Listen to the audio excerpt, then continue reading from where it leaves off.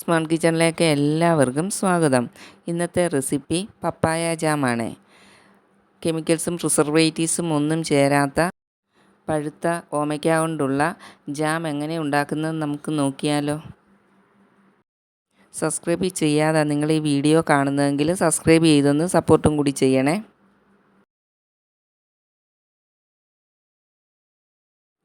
ജാമിനായി എടുത്തിരിക്കുന്നത് പഴുത്ത ഒരു വലിയ പപ്പായയുടെ പകുതിയാണ്. ഇതിൻ്റെ കുരുവും തൊലിയും എല്ലാം കളഞ്ഞ് ചെറിയ പീസുകളാക്കി അരിഞ്ഞെടുക്കാം.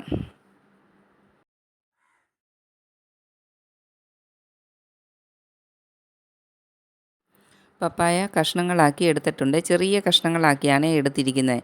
ഇത് ഒരു മിക്സിയുടെ ജാറിലേക്കിട്ട് അരച്ചെടുക്കാം. കഷ്ണങ്ങൾ കൂടുതലുള്ളതുകൊണ്ട് 2 ഭാഗമായിട്ട് അരച്ചെടുക്കാം. വെള്ളം ഒട്ടും ചേർക്കാതെയാണ് പപ്പായ അരച്ചെടുക്കേണ്ടത്. നല്ല ഫൈൻ പേസ്റ്റായിട്ട് അരച്ചെടുക്കണം. തരി ഒട്ടും തന്നെ കാണരുത്. അടിച്ചെടുത്ത ജ്യൂസ് ഒരു ബൗളിലേക്ക് സ്ട്രെയിനർ വെച്ച് അതിൽ കൂടി അരിച്ചെടുക്കണം.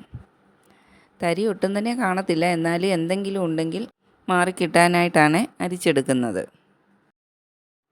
ഒരു സ്പൂൺ കൊണ്ട് ഇളക്കി കൊടുത്ത് ജ്യൂസെല്ലാം അരിച്ചെടുക്കാം.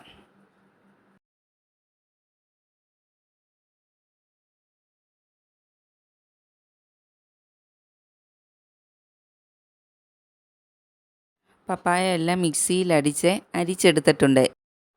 ഇത് ചുവടുകട്ടിയുള്ള ഒരു പാനിലേക്ക് ഒഴിച്ചു കൊടുക്കാം.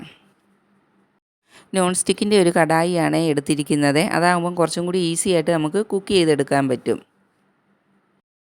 പപ്പായ ജ്യൂസ് ചൂടാകുമ്പോൾ ചെറിയ കുമിളകൾ വന്ന് പൊട്ടിത്തെറിക്കും. അതുകൊണ്ട് കുറച്ച് കുഴിവുള്ള പാത്രത്തിൽ കുക്ക് ചെയ്യുന്നതായിരിക്കും നല്ലത്.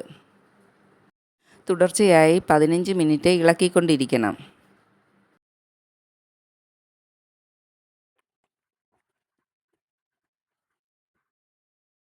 മധുരമില്ലാത്ത പപ്പായ ആണെങ്കിൽ 4-5 സ്പൂണ് പഞ്ചസാര കുറുകി വരുന്ന ഈ സമയത്ത് ചേർത്ത് കൊടുക്കണം. മധുരം കൂട്ടുകയോ കുറയ്ക്കുകയോ ഒക്കെ നമ്മുടെ ഇഷ്ടത്തിനനുസരിച്ച് ചെയ്യാം. ഷുഗർ പേഷ്യൻസിനൊക്കെ ആണെങ്കിൽ പഞ്ചസാര ഒട്ടും തന്നെ ചേർക്കാതെ ആ ഫ്രൂട്ട്സിൻ്റെ മധുരത്തിൽ തന്നെ നമുക്ക് ജാം ഉണ്ടാക്കിയെടുക്കാൻ പറ്റും.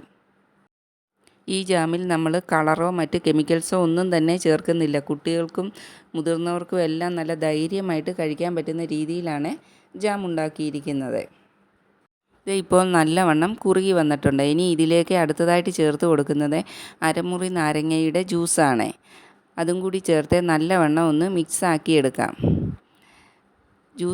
നാരങ്ങയുടെ ജ്യൂസ് ചേർത്ത് കൊടുക്കുന്നത് ജാമിന് പുളിരസമൊന്നുമില്ലല്ലോ, അപ്പോൾ ഒരു ചെറിയ പുളിപ്പ് കിട്ടുന്നതിനും കൂടിയാണ് നാരങ്ങയുടെ ജ്യൂസ് ചേർത്ത് കൊടുക്കുന്നത്.